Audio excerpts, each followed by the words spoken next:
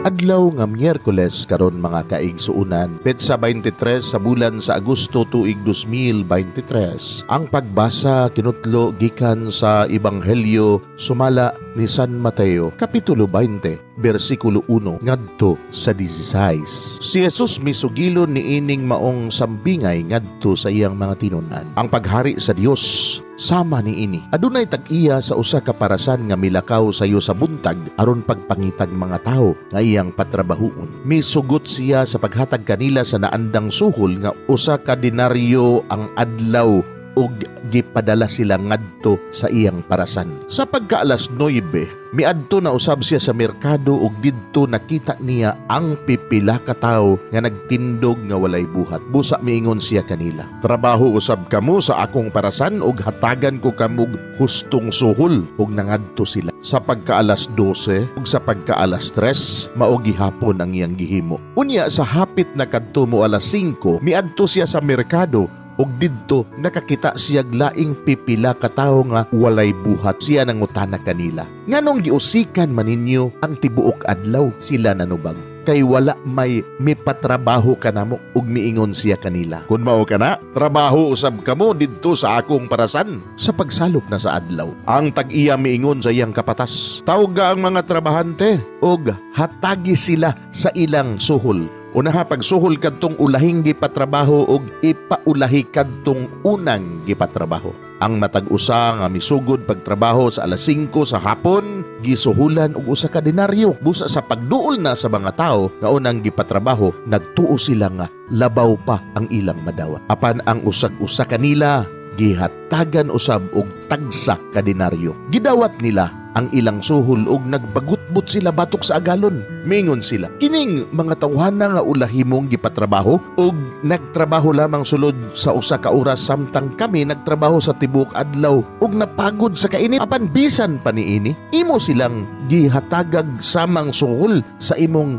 gihatag kanamo." Ang agalon mitubag sa usa kanila, "Pamati ra, wala ako maglimbong nimo kay miuyon ka man sa suhol nga usa ka denaryo ang adlaw. Karon dawata ang imong suhol ug pauli sa inyo. Mo'y akong gusto nga kining tawhana nga ulahing gipatrabaho hatagan sa samang suhol nga akong gihatag kanimo. Wala ba di ay ako'y katungod sa paggamit sa akong kwarta sumala sa akong gusto? Una sina ka ba hinuon kay ako manggihatagon man?" O gitapos ni Jesus ang sambingay sa pag-ingon, "Busa kadtong naulahi mahiuna o kadtong nahiuna maulahi."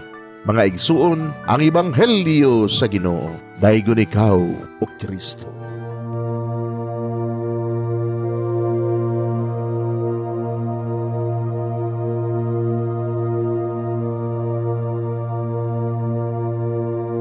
Pagampo sa dili pa magsugod sa trabaho.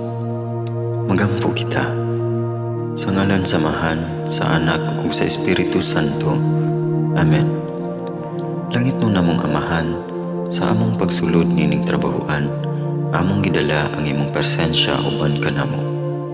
Among gipamulong ang imong kalinaw, imong grasya, imong kaluoy, ug ang imong perpektong hanay sa among mga trabaho. Among gipadayag ang imong gahom labaw sa tanan, diha sa mga butang nga among mahimo, masulti, mahuna-unaan, ug mahukman sulod nining adlaw. Ginoo, nagapasalamat kami sa gasa sa kinabuhi, niining bagong adlaw, niining kahigayunan nga kami nakasulod sa trabaho ug mamahimong parte niining nga grupo. Salamat sa mga gasa nga imong gitugyan kanamo. Hamong gamiton kini diha sa pagimaya kanimo. Hatagi kami sa kusog ug kadasig sa pagbuhat sa among mga trabaho. Panalangini ang among mga proyekto, mga ideya ug kusog, aron sa ingon bisan sa pinakagamay namong mga kalampusan, magahatag kini sa imong himaya. Ubani kami Ginoo sa among pagtrabaho nining adlaw. Puna kini nga lugar sa inspirasyon ug kusog. Tabangi kami nga magtrabaho isip usa ka grupo nga mapakita sa usag-usa ang kamaayo.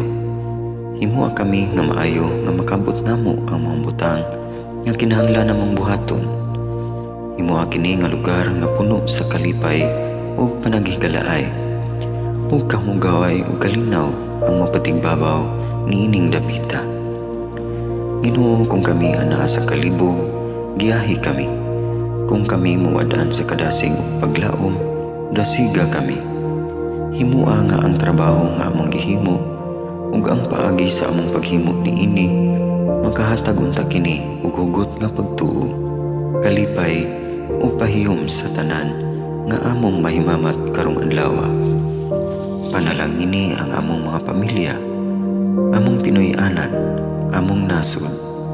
Himua nga magmatidud-anon kami sa pagtagad ug pag-amuma sa kalikupan ug sa tanang may kinabuhi, diha sa pagbuhat kanamo sa pagkabuot sa imong pangandoy alang sa hustisya ug kagawasan.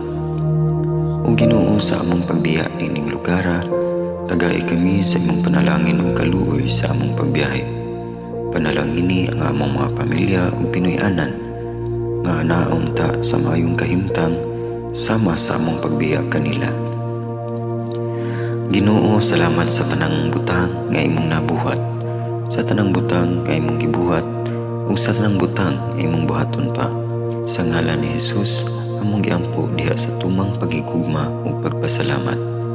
Amen. Sa ngalan sa Amahan, sa Anak ug sa Espiritu Santo. Amen.